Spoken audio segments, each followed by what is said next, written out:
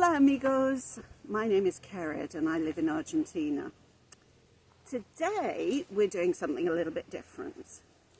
I had the idea a while ago that it might be fun to interview some people who have immigrated into Argentina, but in the spirit of leading from the front, I've asked my dear friend Claudia to come and interview me, so you're going to get to see a little bit of the inside scoop on Kered.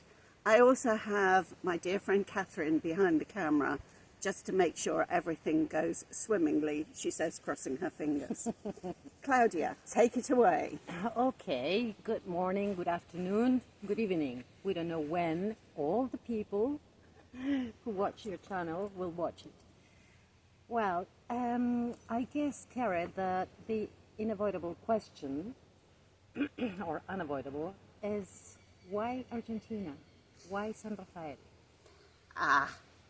This is the $64,000 question, and you start with it. I should say that Claudia has known us since, well, she met my husband the first time he visited Argentina, which is almost 20 years ago, so it's a long time. But why Argentina? Okay, well, a little bit of, some of you will know this, some of you won't.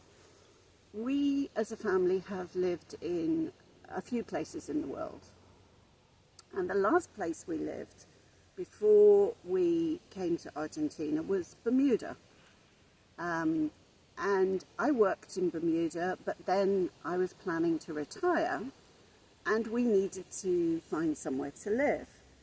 So we did the usual thing of we looked at places in the Middle East and Europe, and none of them really gelled with us. So we did some research, lots of research online, lots of research. And finally, we drew up a short list. And Najib, my husband, did a 3-week trip, visiting all of those places, taking pictures, talking to people. And he came back to Bermuda and he said to me, "It's San Rafael and I'm going to buy this piece of land." And I said, "Hang on a minute, slow down. So he took me through the whole trip, which included places like Costa Rica, Panama, Buenos Aires and San Rafael. And I agreed that that was absolutely the best place. And he came back not that long after and bought his first piece of land here. And we came for holidays, 2 or 3 holidays, my daughter and I, and then we moved down here, well, 13 years ago. Wow. But what made the difference between those other places that you mentioned before? Do you know, Najib would probably put different words around this, but for me, I think it was the feel of the place. Now, I might say it's the energy of the place, but it's the feel of the place, the people, the whole attitude to life here is very, very different.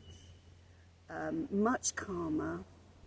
As an Argentine, you may not feel that. I was just thinking about that. But honestly, you know, we have quite a few places to compare it with. And it is a calmer people. So just a very simple example. In general, people do not throw things away. If something is worn out from its original purpose, it gets repurposed or properly recycled. Or, yes, we can't avoid buying some things in plastic bottles. Those do not go into landfill. They get donated to the local oil shop, and the guy sells you a litre of tractor oil or whatever it is you need in a plastic bottle that has been repurposed, shall we say. Yes. And that's an approach and an attitude to life that really resonates well with both of us, because that was the way we were brought up. I was brought up in the UK not that long after rationing ended, post Second World War. Yeah, you're guessing how old I am. That's fine, I'll tell you if you want to know. But we were definitely in the make, do and mend. You didn't, if the kids grew out of clothes, they get handed down to the next one. If there was no child in your family, they got handed on to the neighbour's kids or the cousins or Yeah, that's the story whatever. of my childhood and what I did with my children. Exactly. And we share whatever we can, and if something is not good enough to be somebody else's clothes, it becomes, I don't know. Cleaning cloths. Yes, for example. Exactly. So it was an approach and attitude to life that really resonated well with us. So, I mean, that's a small example, but I think it was the people that made the difference. Now, we are far away from everything. And being a citizen of the world, as you are, you've lived in different places, don't you find it hard to live so far away from everything? If you want to travel, if you want to get in touch with the world, we are quite far. Well, To move the first. Okay. And you'll have to explain to people what I'm doing.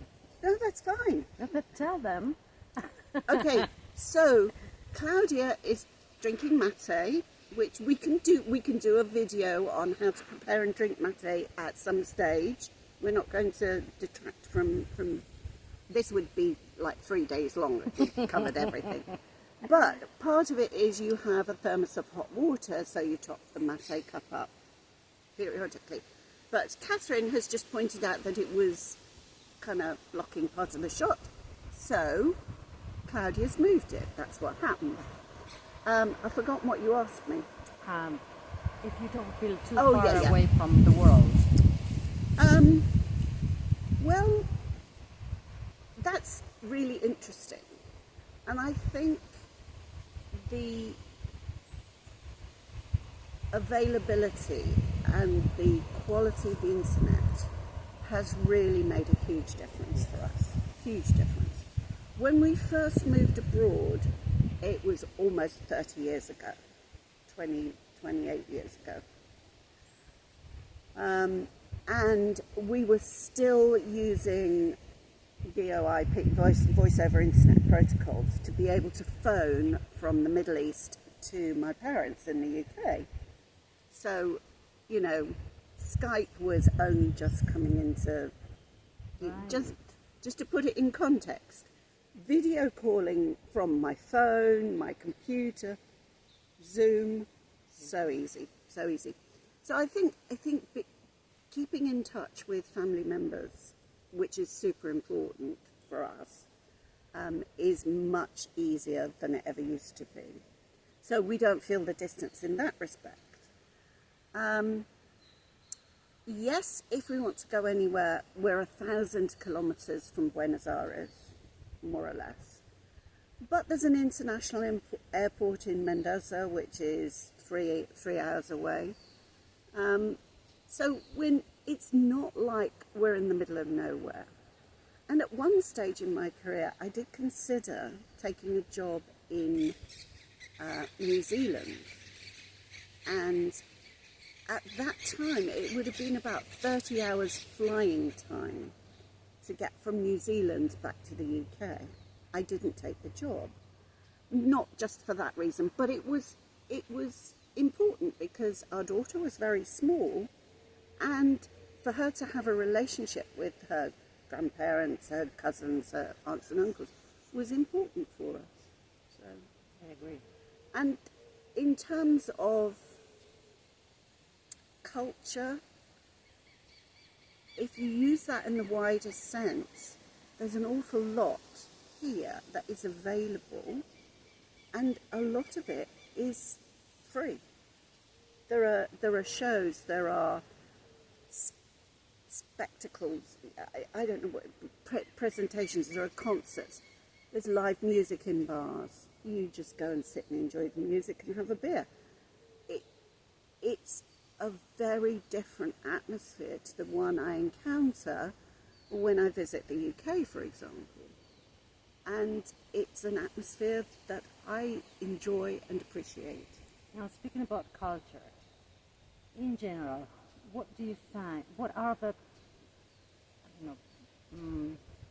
bigger differences, I don't know if bigger is the correct word, between your culture and ours?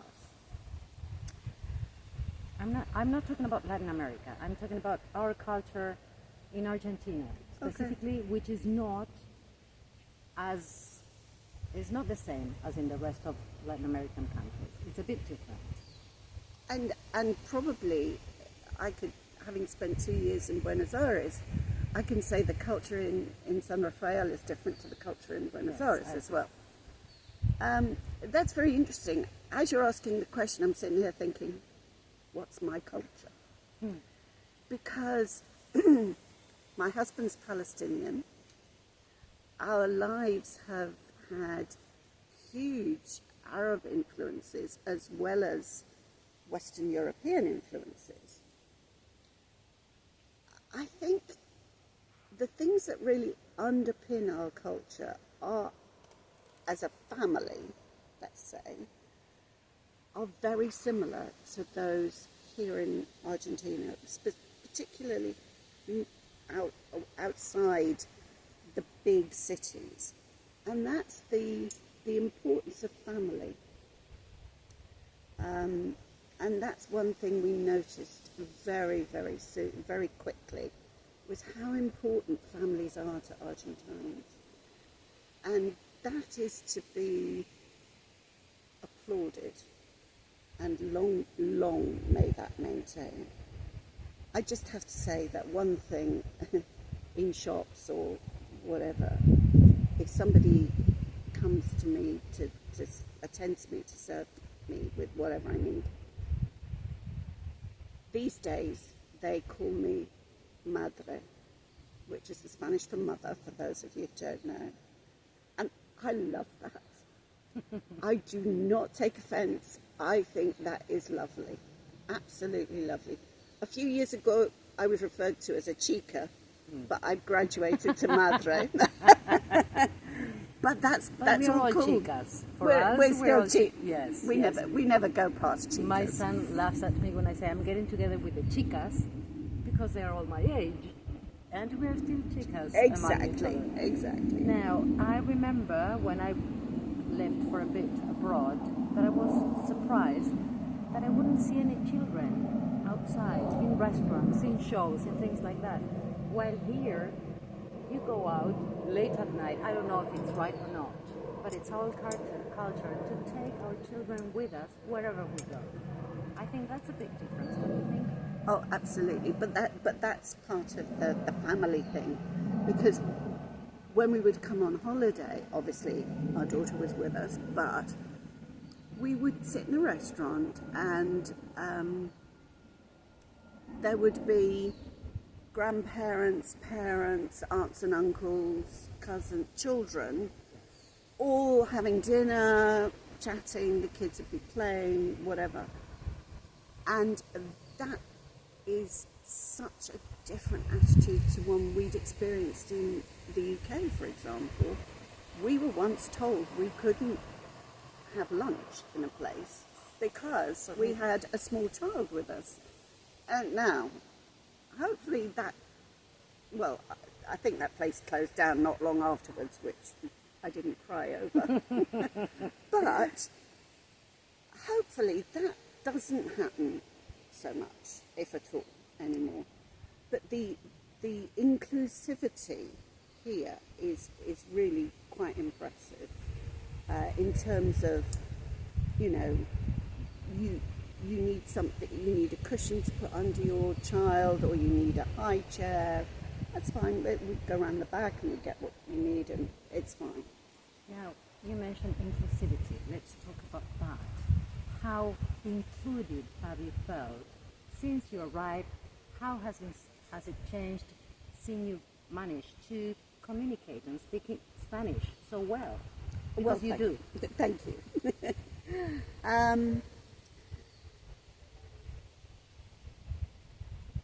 That's interesting.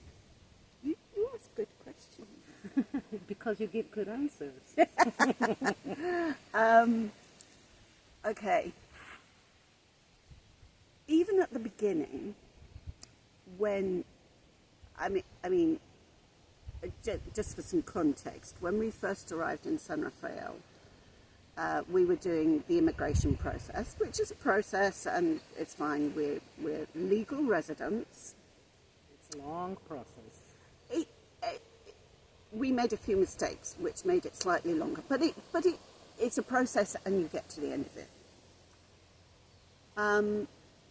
When we first arrived, our 15-year-old daughter was translating for us with GCSE Spanish, and it was extremely stressful for her, and we made some mistakes, but we muddled through. And even at that, following on from that, we then went to Buenos Aires, because she did her final 2 years of high school in Buenos Aires. And while she was in school, I went to La UVA, University of Buenos Aires, and did several courses, Español para extranjeros. And if anybody is ever in the position of needing to learn Spanish here in Argentina, definitely recommend them if they're still running. But they were excellent, excellent. So that's how I started to learn Spanish. But even back at the beginning, when we couldn't speak any Spanish, hardly at all, I never felt excluded. And even now, if I'm struggling to explain something, or because I don't have the vocabulary, and sometimes I don't even have the vocabulary in English, just saying,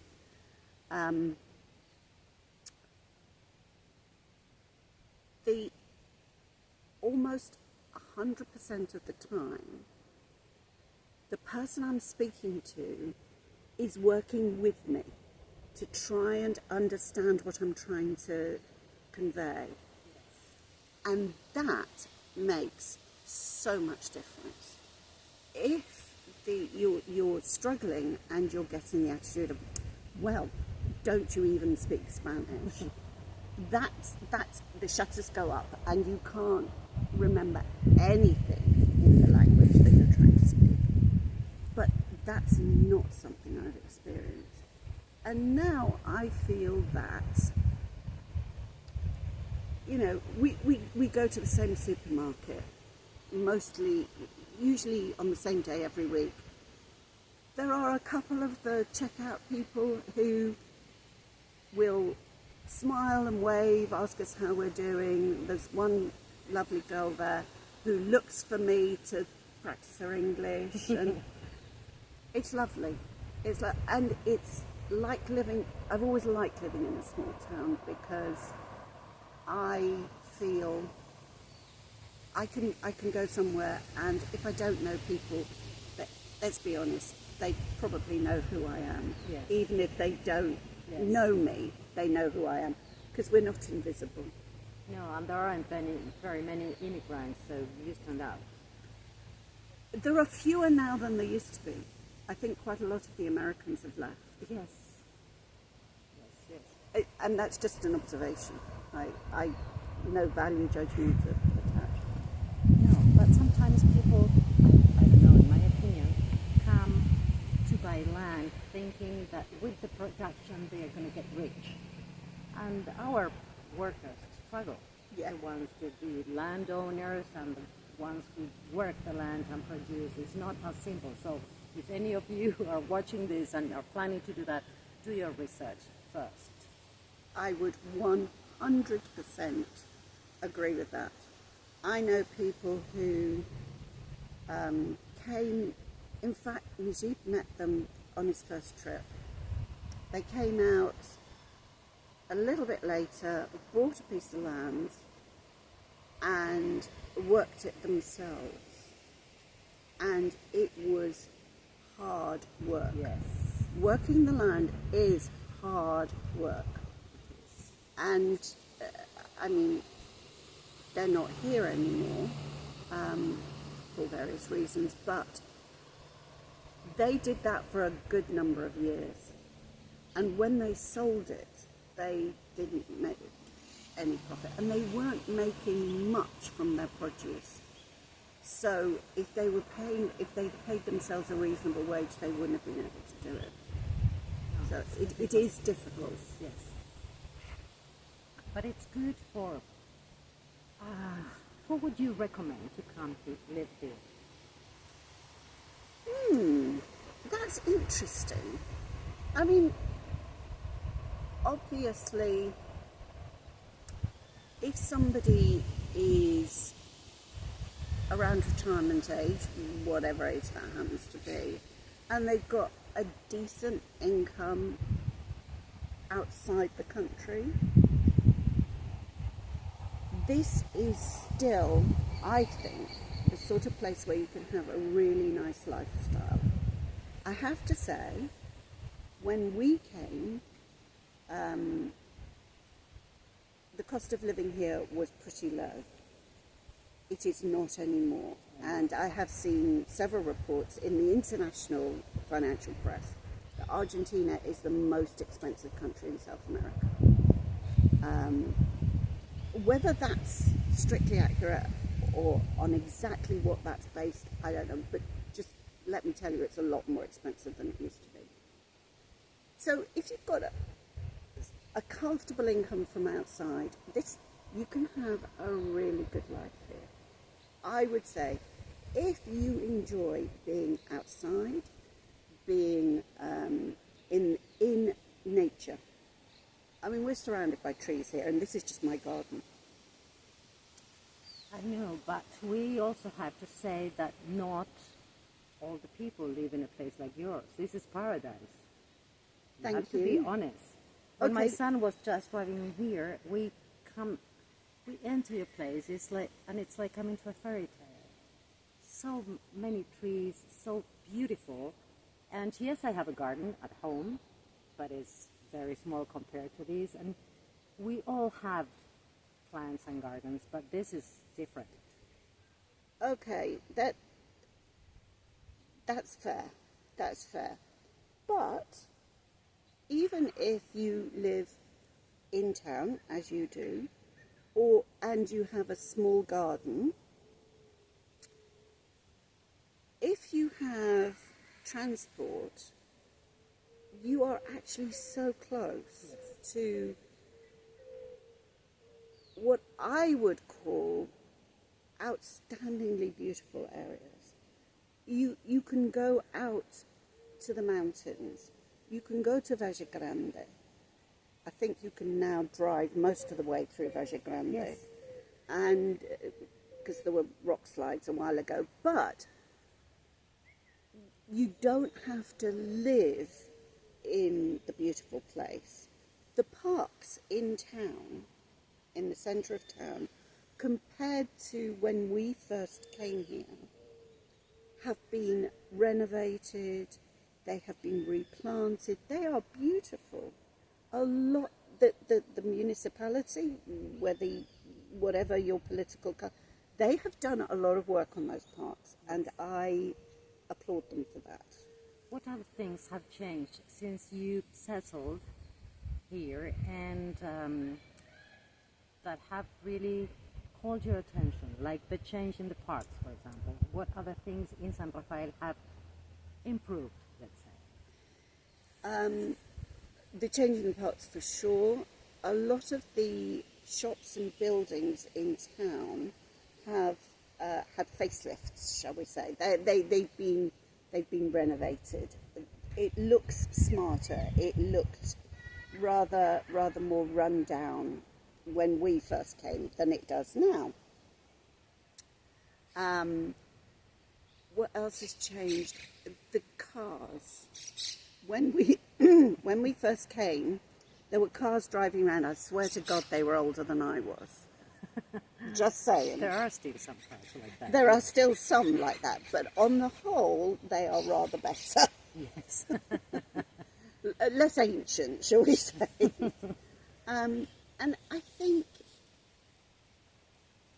and this is something that never ceases to amaze me with Argentines, is that no matter what the economic situation in the country, and it's gone from being dire to worse to a little bit better for some people. Back to Yeah, yes. but Argentines just keep going. The tenacity as a whole, people just, they still have their asado on a Sunday with the rest of the family. Okay, there might be less meat and more chicken on the asado, but on the parrilla, but it's still a family tradition, and they keep going with it. And whatever the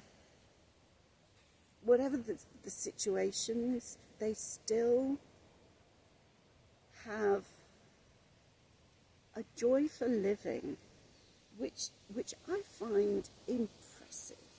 Really impressive. Sometimes when I talk to other foreigners, they say that, or I read something on the newspapers, and they are very worried because they are on a crisis and they don't know what's going to happen to a certain country. And it's fun for me because we've lived in crisis all our lives. I mean, we are so used to going from one to another and we are just used to keep on living and trying to do our best. And of course we complain but you need to make the best out of your life. Absolutely, absolutely. And I think that's an attitude that Argentines could teach the rest of the world. But I think we had to learn it the wrong way. Yeah, but teach it so that other people don't need to go through it. No, and we are copying now from other countries.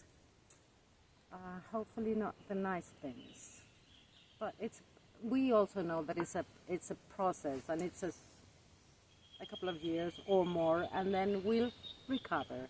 We know well, as the people who work the land here. Sometimes we have those storms that I don't know if you've mentioned. No, I haven't. Well, the rain, but hail, and sometimes they are about to do the harvest, and a hailstorm comes and takes most of their produce away, and you say, what are they going to do? They clean and start working again and start working hardware, hoping next year will be better. Yeah. And I think that's part of all, even the ones who don't work the land have taken into as a culture. I think that's very true, because it may have been implied, but just to say it, that the area we live is actually a very agricultural area, predominantly vines, grapes for wine, olives. Fruit used to be really important, and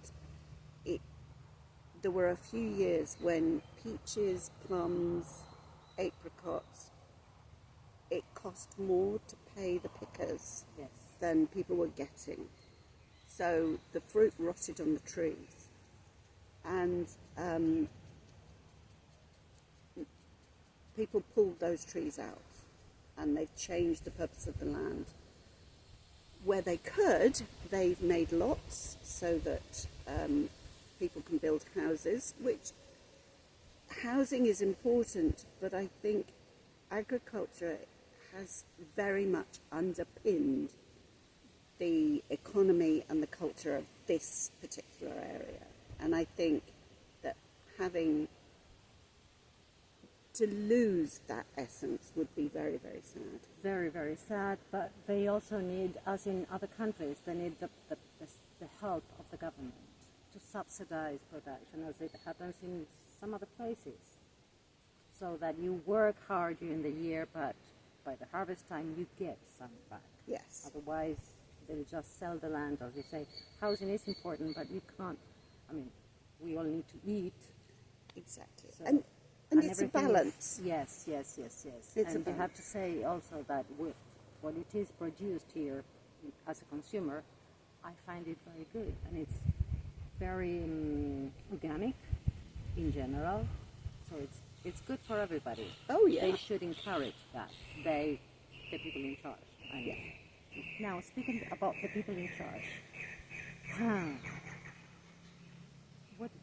what do you have to say about our laws, our government, then and now? Because by being here a while, you can now analyze.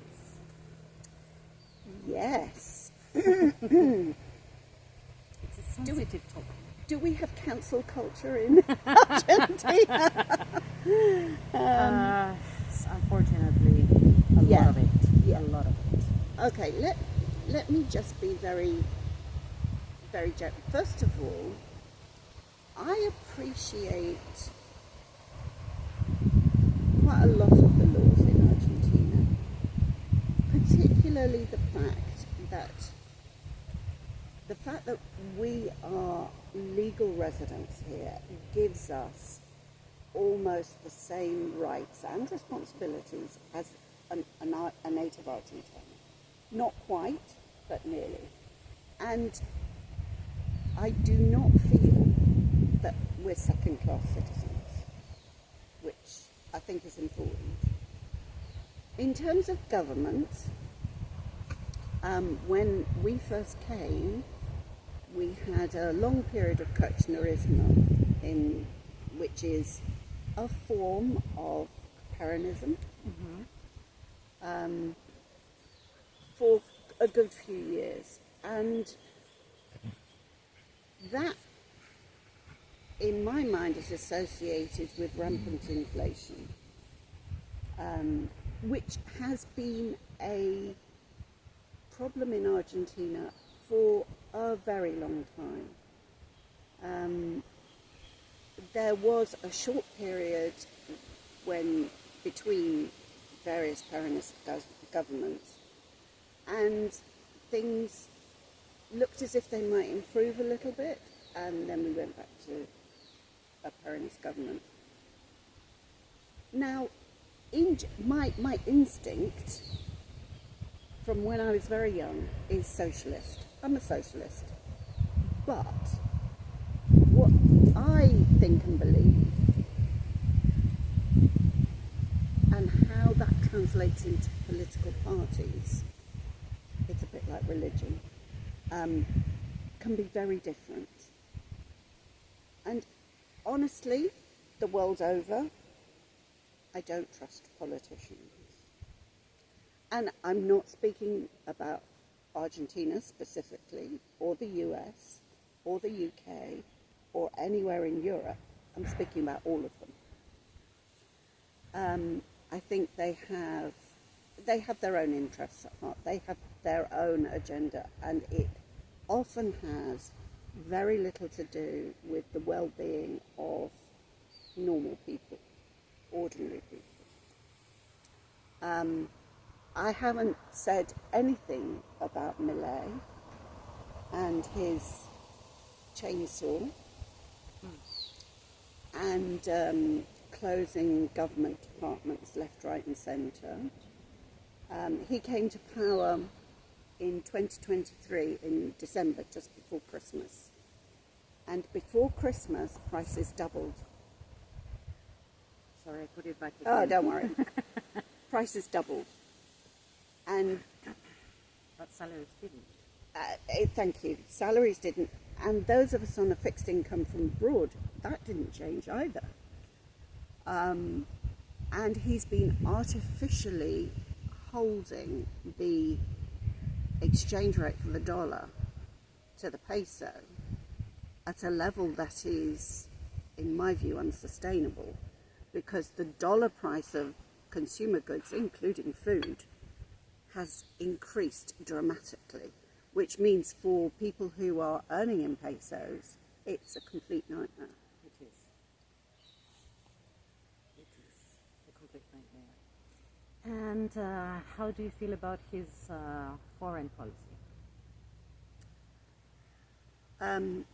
Okay, full disclosure, my husband's Palestinian, and I am deeply offended by his espousal of Netanyahu and the State of Israel. Deeply offended. I think his dare I call it a bromance, but his close friendship with Donald Trump is a cause for concern. Okay. At least. To say the least. Yes. To say the least. Yes. Now, you have, in my opinion, you have painted quite a good picture, wide picture of Argentina, the good and the bad. Would you still consider, if you had to choose again, to come and live here? Good question. And that, you're not going to get the answer you expect. I don't know what answer you expect. I'm not expecting, I'm open. Good. My philosophy in life has been, and always will be, at any decision point, you have certain information available to you. One has certain information available, and you make a decision based on that. And I do not revisit those decisions, because I have met people who have done that repeatedly and never moved on, never progressed, never got past the, should I have done, should I? No. Move on. If you come to a new decision point, you use the information that's available at that point, and you may make a different decision, and that's okay. And to be fair, we have had the conversation. Is this where we want to stay, or do we go somewhere else? And just to put everybody's mind at rest, the decision was, you're carrying us out of here in a pine box. We're not going anywhere. This is our home. We have put down very deep roots here. And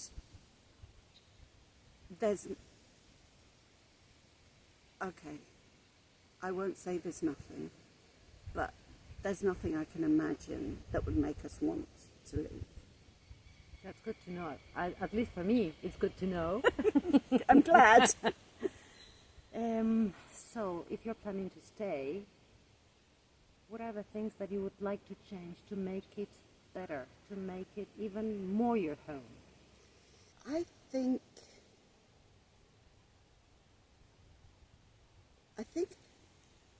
a bit more economic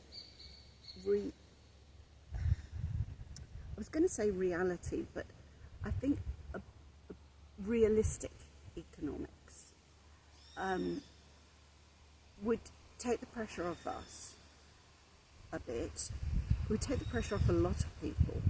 It would still be difficult for people earning in pesos, but I believe, although I'm not an economist, I'm not even a retired economist, that there must be a way to improve the situation for everybody, to get the money flowing, to get industry working here, so that there is more economic stability for the whole country.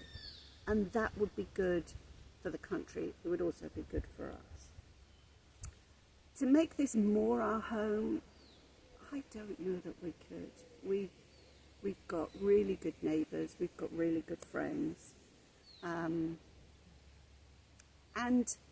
I'm talking about, for example, the domestic things. I know, for waiting in line.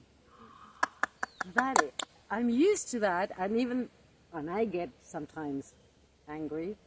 I know that it's good, for example, to go to a store or shop, and it takes longer than in the UK, I guess, because the people there would ask you, how are you? How's your family? How's your grandma? Because they know each other and they get to know you. And so it takes longer to do the shopping in Argentina. And that's a good thing. It depends how in a hurry you are.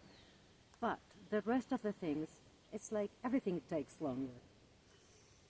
Well, have you come used to dealing with that, or? Well, I don't know that we really notice that because we're retired. So you're not rushing. We're not rushing. And we also lived in the Middle East. And talk about things taking long. Oh, I didn't know that. Oh my. I'll tell you a little story to illustrate this. Obviously, I was working in the Middle East, and Najib would go and do things like re-register the car, you know, do the trámites. That's the very Argentine Spanish word. The official kind of signing papers, whatever.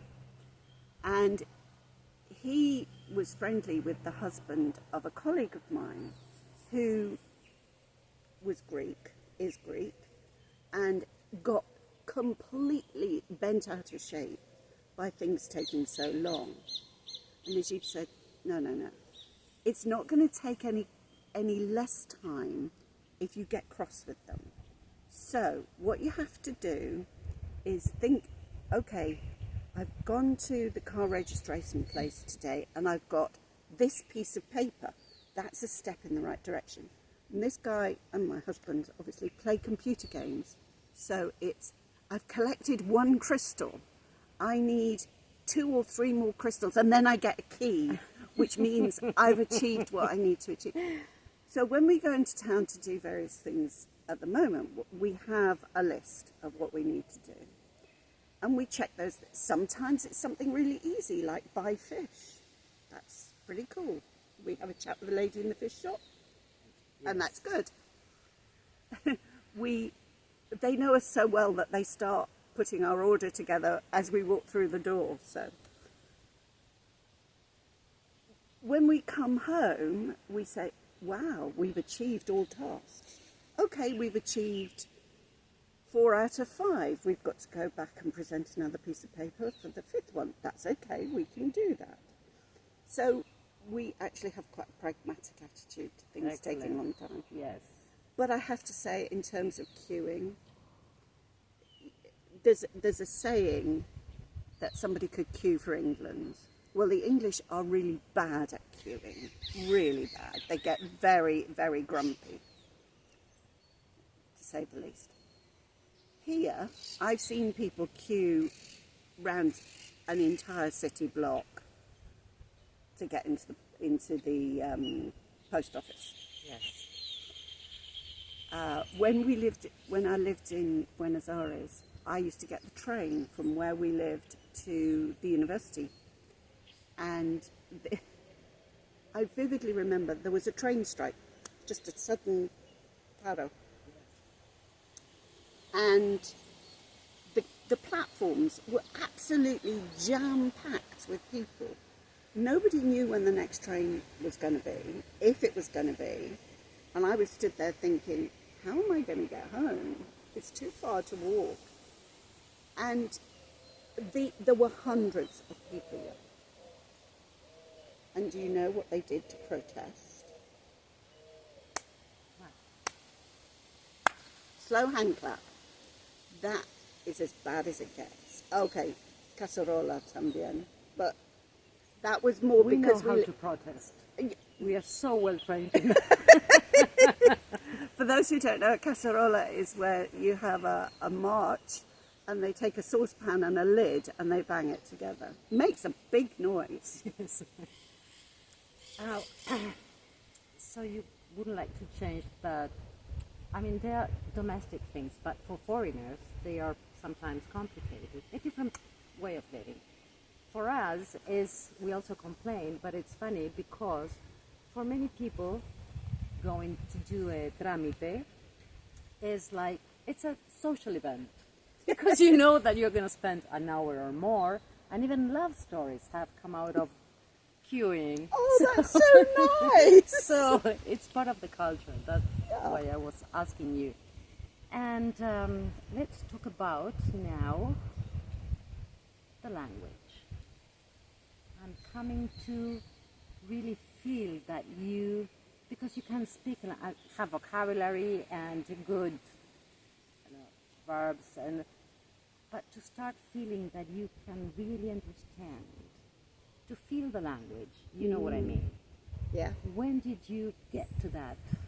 Or are you still doing it? Or how long do you think a foreigner would it take for a foreigner to do that?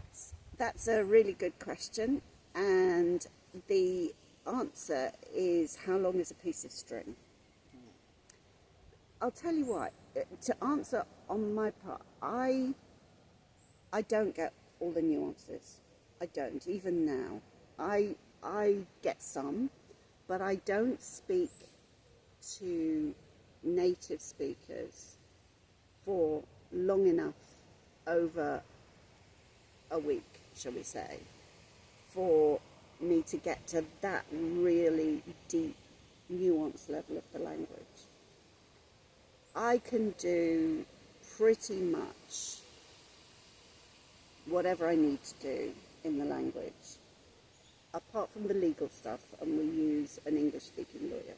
Let's go about it. Just, even though when I hear it in Spanish I understand it, I need to be sure in English that I'm understanding it correctly. Yes. And when it's legal stuff, it's important that you've got it absolutely correct.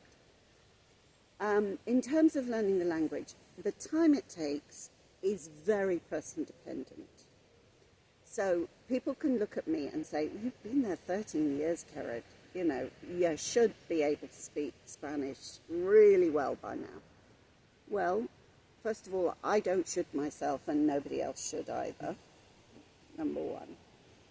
But for the first 7 years that we were here, I spent half the year in the UK, during which time I wasn't speaking any Spanish. And I would hit Ezeiza in Buenos Aires, and it would be, oh my gosh, I've got to speak Spanish again. And it would be like starting from ground zero. You know, I would have to relearn everything twice a year. So I don't think I made much progress during that time. Since then, I've taken classes. I am part of an internet-based, Zoom-based group where we chat in Spanish, which I'll put a link to it below this video because it has helped me enormously, as much in confidence, more in confidence than anything else. It's called Charlemos. Absolutely brilliant. I have started one in French as well, so if anybody's learning French, check that out. Charlemos. It depends how much time. If somebody's going to be studying all day, every day, okay, studying in the morning, speaking in the afternoon, it's not going to take them as long as it will take somebody who is busy and only has a couple of hours a week to dedicate. Imagine that someone is thinking about coming and living in Argentina, and it's going to take a course before coming. What would you say is more important, to understand or to be able to convey what you mean? I don't know that you can separate the two, because you have to understand a question before you can reply to it. So I think, yes, you need a certain amount of grammar and vocabulary. You need tons of listening and tons of speaking. I'm asking you because, sorry for the interruption, because I met a man who was going to travel abroad to the UK or some part of Europe. So he needed some help with English. And I wanted to tell him and teach him about some grammar and this and to work with listenings, a lot of listenings, because I said, you need to understand what... Of course. And he said, no, I don't care. I want them to understand me. I need this and this and this. The rest, because of his needs, a hotel, food, accommodation, whatever. why I'm asking you. But it's different to go for a trip and Yeah. to come live at a place. I would advise him to reconsider, Yes.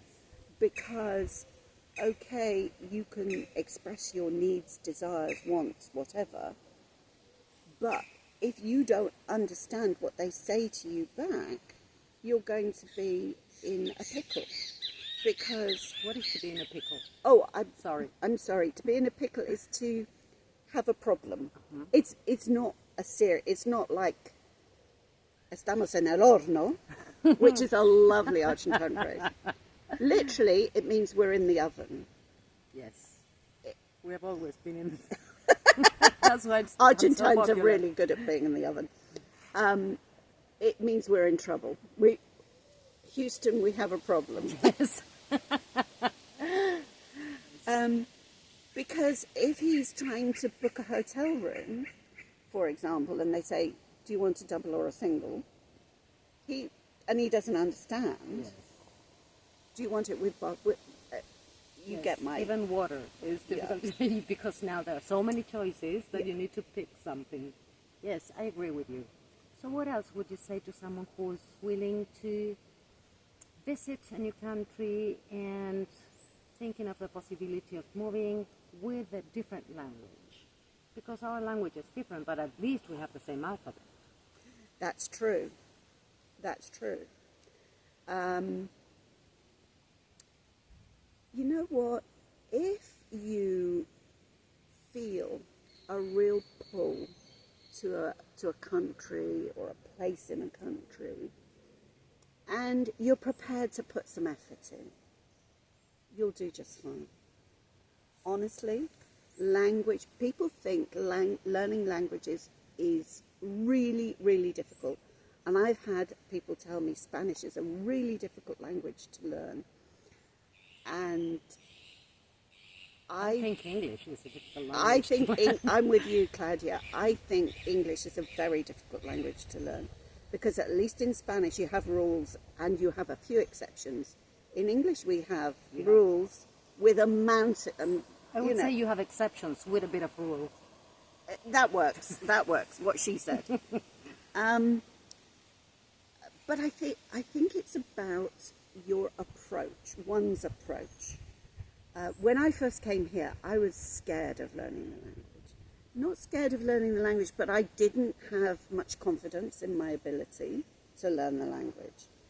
Having cracked the confidence thing, I then, having done French at school, I went back a couple of years ago and restarted learning French.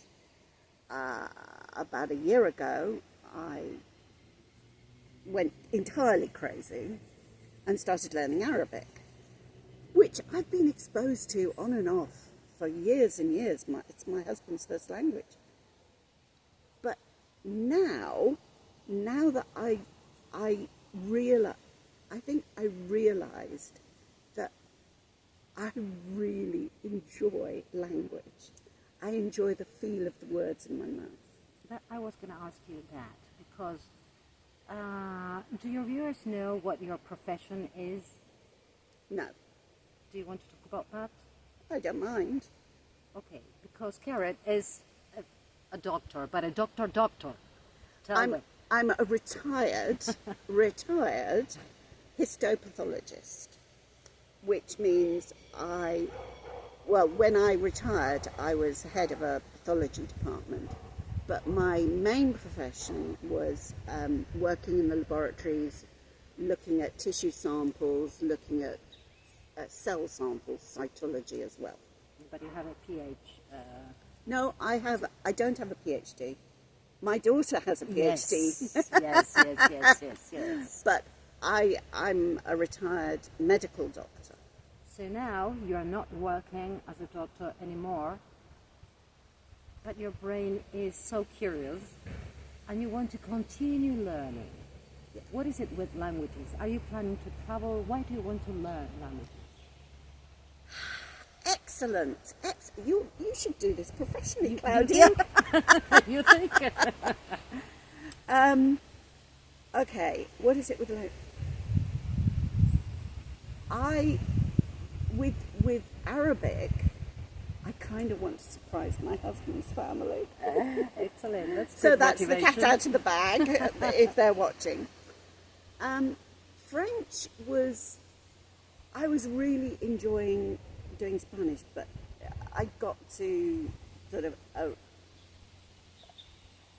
low advanced level, let's say, without the super nuance. And I wanted something to get my teeth into, if you'll pardon the expression. And I thought, well, I did French at school. Well, why not go back and have a go at that? And I've really enjoyed that. What is it about languages? I think it's the structure of language is very interesting to me. Now that I'm on my third foreign language, I can see that there are similarities, even and differences as well, obviously. I mean, with Arabic, yes, it's a different script, but learning to read is quite difficult. It takes quite a lot of practice, and I'm not perfect yet. But once you can read, Arabic is so logical, and there are my Arabic teacher also teaches French, and there are certain grammatical structures that she said that it doesn't exist in English. I don't know how to explain it to you in English. I could do it in French or Spanish, and I said, well, go for it. Either one is fine. And the minute there was a construction that she said, okay, it's exactly like the verb gustar. Penny dropped immediately. So Spanish learners will know that gustar is, me gusta something is not literally translated as I like or I enjoy, but literally it means that thing gives me happiness, pleasure, whatever. Yes. Correct? Yes. More or less. Yes, Paraphrase. Yes, I enjoy, that thing gives me enjoyment. I don't know. Exactly, that thing, thank you, that thing gives me enjoyment. You can tell she teaches English, don't It's a little bit. I used to, now I need to start over, as you say. And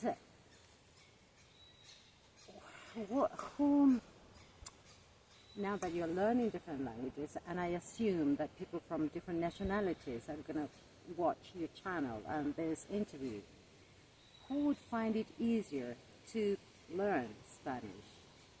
According to the logic, to the sound of the words, to the pronunciation? Okay, Spanish is going to be like falling off a log for Italians, except, I mean, if somebody speaks Italian and they're only in Buenos Aires, they'll be fine, Yes. just speaking Italian. But I'm learning Italian and it's not that easy. I mean, you understand, that's the thing, you understand most of it, but the pronunciation. to produce it is, but our background has lots of Italian. Yes. So, yes, for us it's like part of the language. Yes. So, I would say any of the Romance languages, so Portuguese, French, Italian, are easier.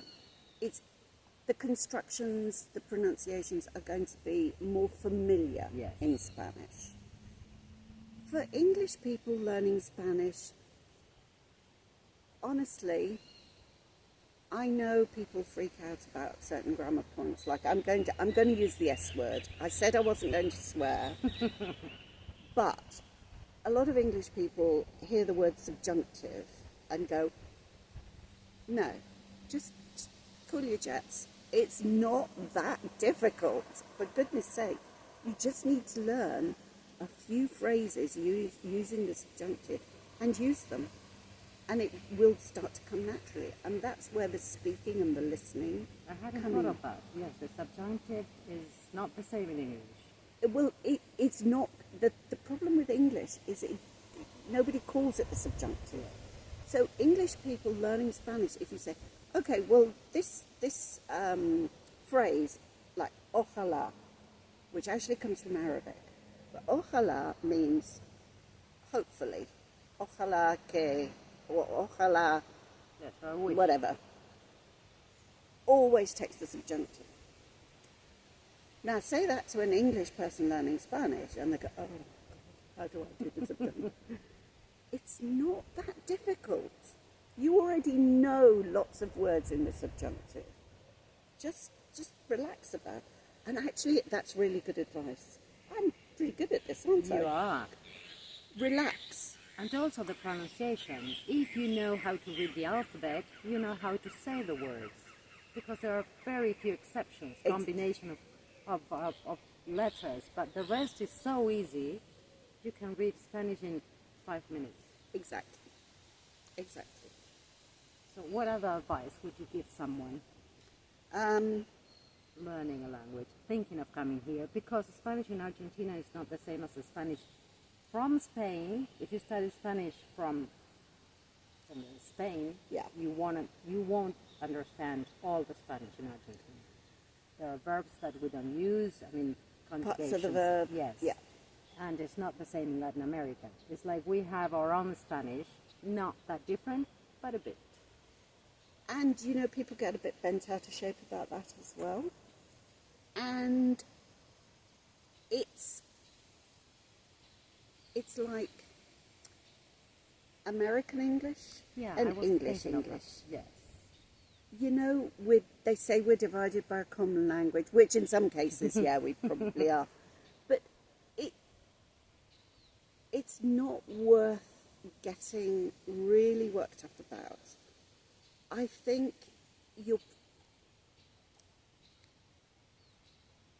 if you have studied Iberian Spanish and you come to Argentina, people are going to look at you a bit sideways if you use vosotros, because nobody here uses vosotros. If you use two, they'll get you. It's fine. We tend to use vos. We tend not to use usted. We tend to be, or maybe it's just me, I never use the formal form of the whichever one that is. Because at our age, we don't need usted. We don't need to be respectful to anybody. Yes, but the younger people will have to say usted to us. Okay, fair enough. But it's all going now. It's not as common as it used to be. I remember my parents. I would never say was when I was a child to a grown-up.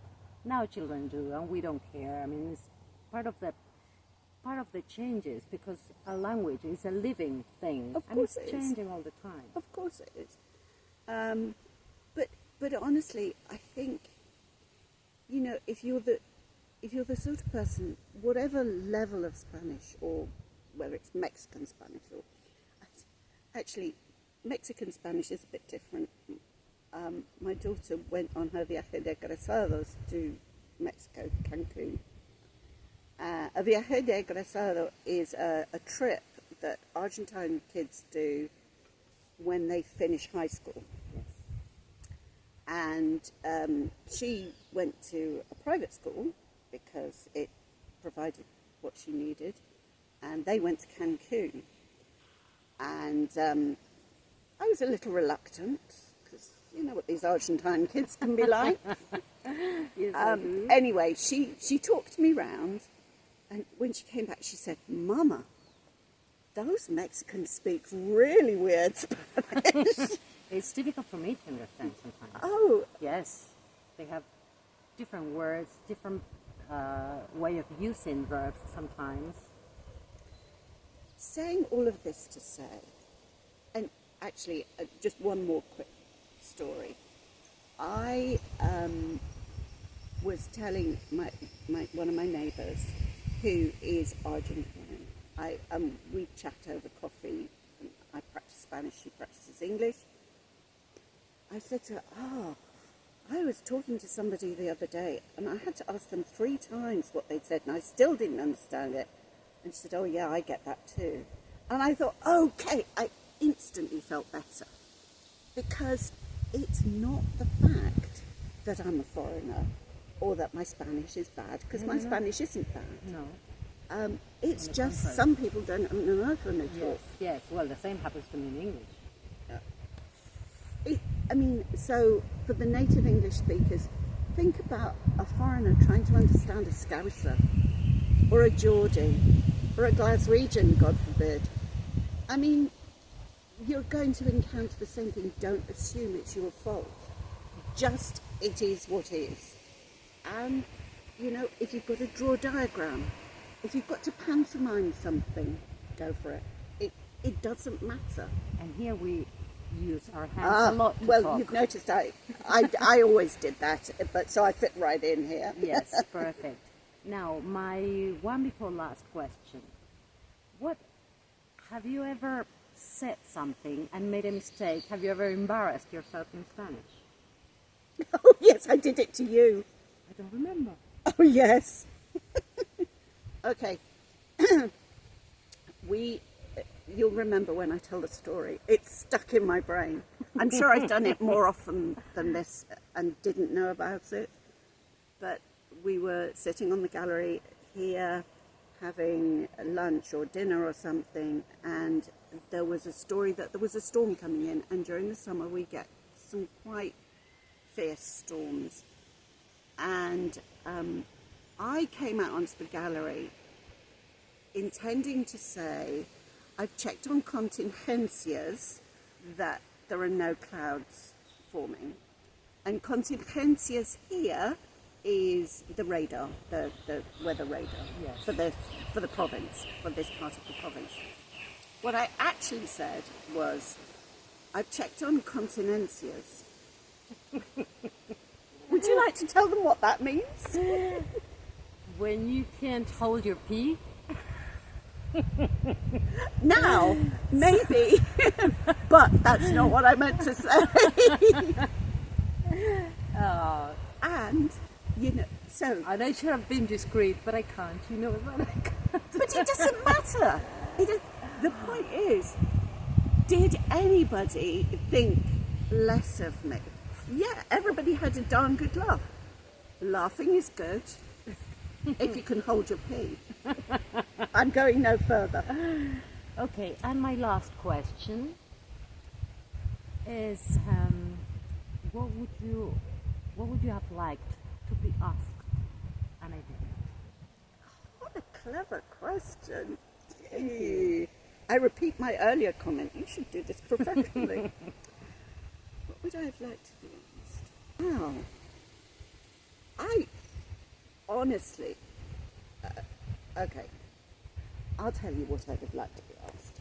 It's about handicrafts, because that's going to be another series of videos. I keep promising to do them, but I will probably when the weather gets a bit cooler. It's still too hot to knit, honestly. Yes, yes, you have to do gardening and some other things that you are very good at too. Yeah, and swim in the pool. Yes. So one of the joys of being here in San Rafael is that people knitting and crocheting is normal. Everybody does it. Okay, you don't. And that's all right. Do you? I do some, but I'm not really good at that. I'm not very patient. I'd rather do some other things. Well, that's all right. I like tools, you know. Okay, that's a whole other video. Maybe X-rated.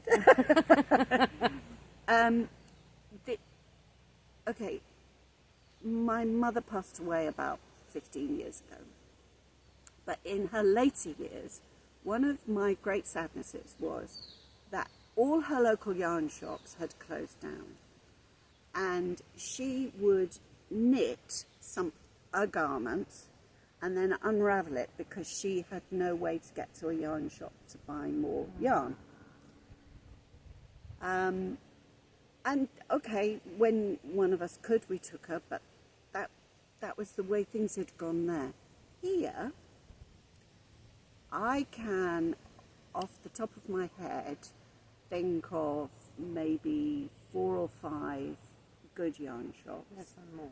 Catherine can probably add to that list because I know she's been to some yarn shops that I don't know. And that San Rafael is not a village, but it's not a big town. It's a city, but it's not a big city. So I think if that's something that a person likes to do as a hobby, you know, in the background, it's worth knowing that you don't need to drive to Mendoza to get your stuff. You don't need to order it online, which I couldn't do here because I don't know the weights of the yarn in Spanish. But yeah. But you need to talk about that and show people what you do. I So will. that'll be part of Yeah. another show. Oh yes. Oh yes. I'm definitely going to do that. I've got a friend in the States who keeps saying to me, when are we going to see a video of your stash? Yeah, it's coming. It's coming, trust me. And your jams and everything. Oh, and tomatoes. Actually, that's something I've learned to do. Well, I made marmalade before we came, but since we've been here, I've made jams of just about everything that we grow on the farm, and a few things we don't. No, mainly local stuff, our own produce. But in the last couple of weeks, Najib and I have made tomato sauce and bottled over 80 jars of that tomato sauce. So we're good for the next couple of years. Let's just put it that way. Good harvest this year. Kered, thank you very much. Claudia, thank you for being such a wonderful and thoughtful interviewer. And thank you, Catherine, for making sure that we stay in shot, kind of thing. And See you soon. for now, I will see you soon. But remember, enjoy every moment and stay well. Ciao.